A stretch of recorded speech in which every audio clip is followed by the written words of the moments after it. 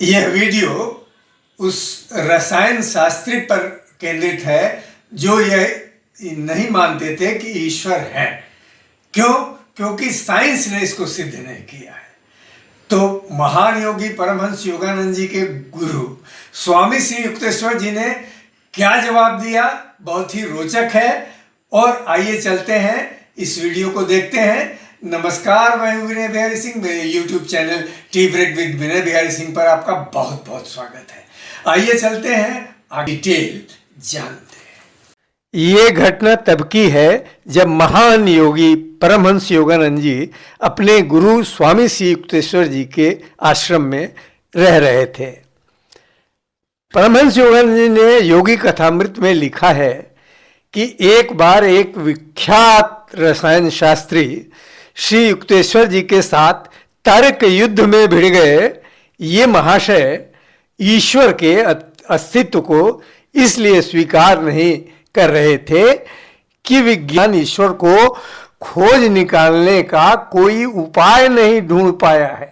स्वामी श्री युक्तेश्वर जी ने कहा, तो आप लोग उस परम शक्ति को अपनी टेस्ट ट्यूब में पृथक नहीं कर पा रहे हैं, तो इसलिए आपको कोई स्पष्टीकरण नहीं मिल पा रहा है। गुरुदेव की दृष्टि कठोर हो उठी, यानी स्वामी श्री युक्तेश्वर जी की दृष्टि कठोर हो गई। उन्होंने कहा, अब मैं आपको एक नया प्रयोग बताता हूं। 24 घंटों तक अपने विचारों का परीक्षण कीजिए, तब आपको ईश्वर की अनुपस्थिति पर विस्मय नहीं होगा। अच्छा, दूसरी घटना भी है। एक गणमान्य पंडित को भी इसी प्रकार का धक्का लगा।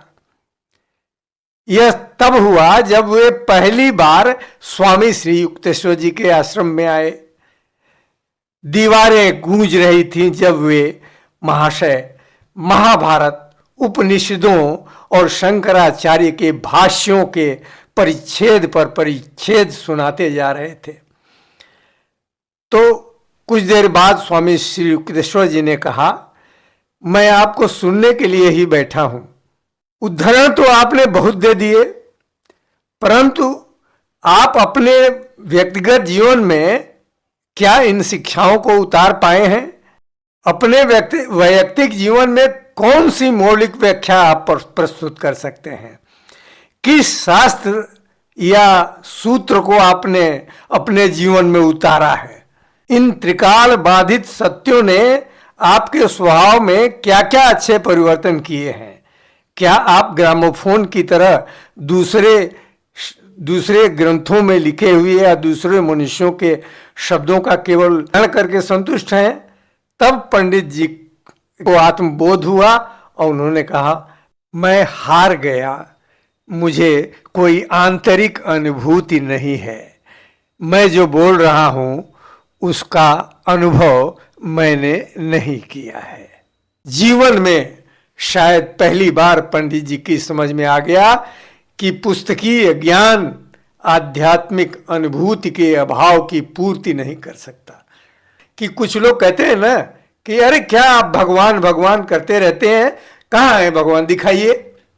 तो भगवान कोई वस्तु नहीं है, कोई भौतिक वस्तु नहीं है कि निकाला और दिखा दिया।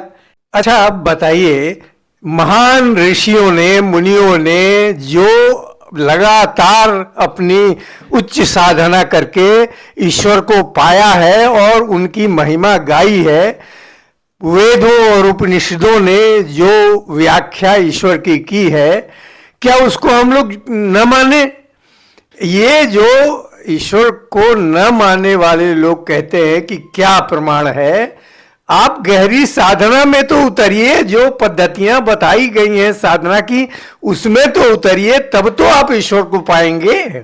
और साधना तप है, तपस्या है, उतरना पड़ेगा, तब जाके ईश्वर के अनुभव होंगे। ऐसा नहीं है कि हम अपनी इंद्रियों से अनुभव करते हैं, वो अनुभव कर लेंगे। भगवान इंद्रियातीत है, समाधि की अवस्था में अनुभव में आते हैं। नमस्कार।